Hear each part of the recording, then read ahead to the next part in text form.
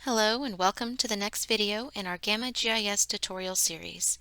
In this video, we will cover how to query groundwater quality data on the Gamma GIS map site and how to export that data. The Gamma GIS stands for Groundwater Ambient Monitoring and Assessment Groundwater Information System. The Gamma GIS was created in response to a mandate from the legislature to the State Water Board to create a publicly accessible site for anyone to access groundwater quality data.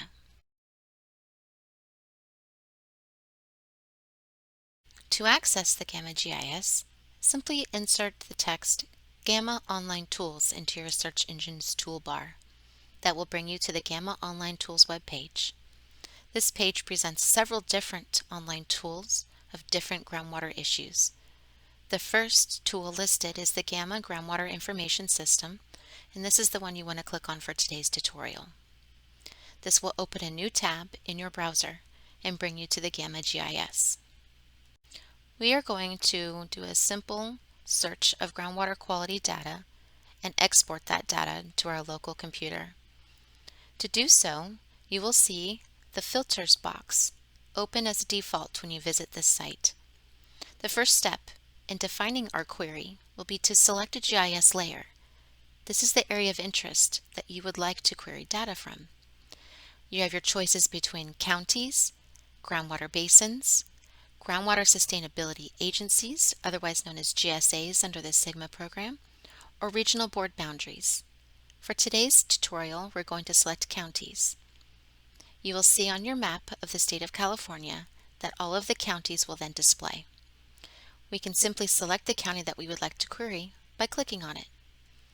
After clicking on it, you can verify that your query was then executed by seeing the county highlighted and also the text under selected GIS areas showing Sacramento County or wherever the county that you selected. The next step is to select the chemical that you would like to query. In this drop-down box, you have several options. You may keep it on the default of any chemical. You can look through the top 10 chemicals and select it from there. Or through the other list, Other Chemicals, you'll see hundreds of other chemicals listed that have been standardized across the datasets included on the Gamma GIS. Today we will select arsenic.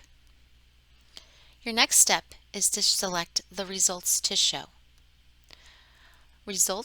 All results is the default selection. You can also select results above the comparison concentration. For arsenic, this would be the MCL. That's the maximum contaminant level for arsenic. This is the level that's regulated throughout public supply wells and other regulatory uses throughout the state. Other options would be results above a specific value and a user-specified comparison value. You can enter in a specific value with either of these choices. Today we will use all results. Our next step is to select a time frame. You have a choice between all years as default, past 1 year, past 3 years, and past 10 years. Today we're going to select all years. Our next step is to select the wells or the data sets that we would like to include in this query. Currently at default, we have well categories shown. These are the different categories of wells that we have data for across the state. This includes domestic, which would be your private well on a private land, used for domestic purposes, irrigation industrial, monitoring, which is the regulatory monitoring sites throughout the state, municipal, which would be like a public supply well, or other water supplies. Now we can choose one of these well categories, or if we know more about the data sets, we can click Advanced Data Sets, and that will show the list of data sets that are currently standardized in the Gamma GIS. We can simply go back to the default well category setting by using that link. Today we're going to select domestic and municipal to see the different domestic wells and public supply wells in the County of Sacramento. One last option is to identify your well screen interval. This is the depth at which the well underground is open for groundwater to enter that well. Now, not all wells in this system have depth information in which to query by in this setting. So by setting these top and bottom screen intervals, you would be narrowing some of the data that you get in your resulting query. I'm going to leave this blank for our use today. We can simply zoom into the area of Sacramento County to see these clusters of data indicated by the dotted lines around these different colored dots to see how these clusters then open up as we zoom in. We can also see the colors indicating it by comparison to the comparison concentration, how high these results are. Looking at the rest of our screen, we see in the bottom right-hand corner a data summary box. Now this is going to be an active, dynamic box that changes as our field of view on the map view changes on our computer. This will also tell us a summary of how many wells are found in this area, how many are above that concentration that we spoke of. This would be the MCL for arsenic, which is 10 micrograms per liter. We can also see what the maximum concentration is in our view. We also can see all of the clusters and all of the individual wells that are currently in our map view. We can highlight specific ones on our map. We can go through our different selections of clusters and individual wells in our data summary if preferred.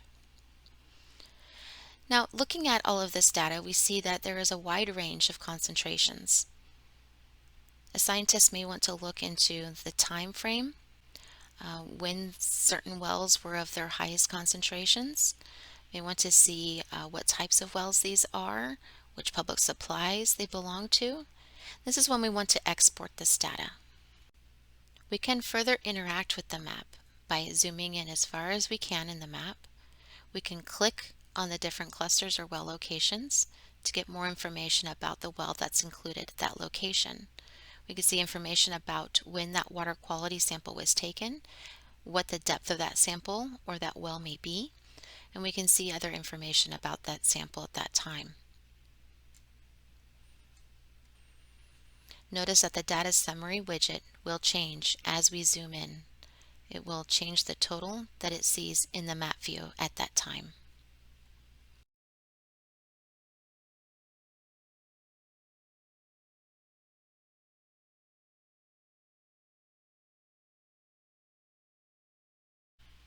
Once we are happy with the query that we have on our map view, we can go ahead and move to the export step. This is also known as download in the widget on the bottom center area of our screen.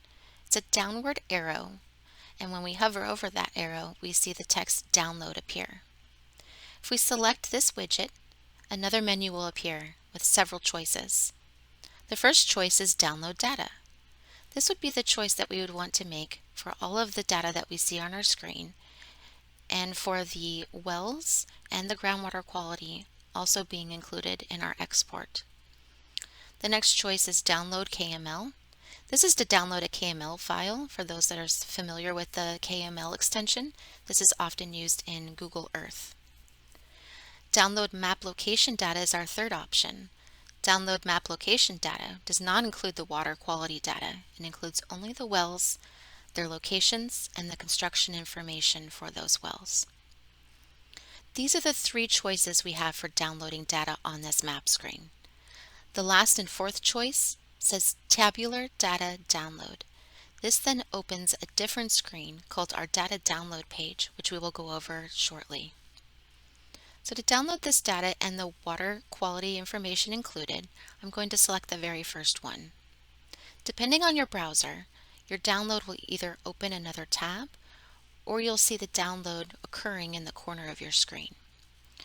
Mine opened a new tab while it's downloading this data. When it is finished, like you see now, the downloads window appears in my browser window and I'm able to see the file that was downloaded. I can simply go to the location on my computer where I've set downloads to go, and that is my downloads folder. And this is a zip file of the actual data that I have downloaded from my query. I previously spoke about the fourth option in this download widget. It's called the Tabular Data Download. If I were to choose this option, a new tab in my browser will open. This page is called the Data Download page for Gamma program. On this page, you will find a lot of information. First, you'll see a link to the California Open Data Portal. This is a separate site where we've also housed all of the Gamma water quality data. You'll also find an email address, gamma@waterboards.ca.gov, where you can contact any of the Gamma staff for any questions or comments. Here you will find more information about the data sets. This includes a data dictionary, description of the data sets included, how we map the different data sets and chemicals in the background into the Gamma GIS, and other information like how often we update the Gamma data sets. At the bottom of the page, you will see two options, one for county-specific downloads and statewide downloads. If you are to open the menu for the county-specific downloads, this will include a map of all of the different counties in California and all of the different data sets that are mapped in the Gamma GIS. This allows you to narrow down the different data sets so you can directly download all chemicals for a certain county for a certain data set. Later, you will see the statewide downloads option. If I expand this menu, you will see that you are able to download the statewide all chemical data set for each of the data sets standardized in the Gamma GIS. You will also find links to all of the depth to water and groundwater elevation data for the state, all of the statewide PFAS data, other information like all of the UC Davis nitrate report data, and all of the state's well location and construction data. Lastly, the KMZs for each statewide data download are also available. Please remember that some of these statewide downloads could be rather large and too large for you to open in Excel. Understanding the limitations of Excel is very imperative while using these statewide downloads. That concludes today's video tutorial. The next tutorial will include information about how to use these downloads, how we will open the file, what to consider while looking at the data download, and how to understand the data. Thank you for joining me today.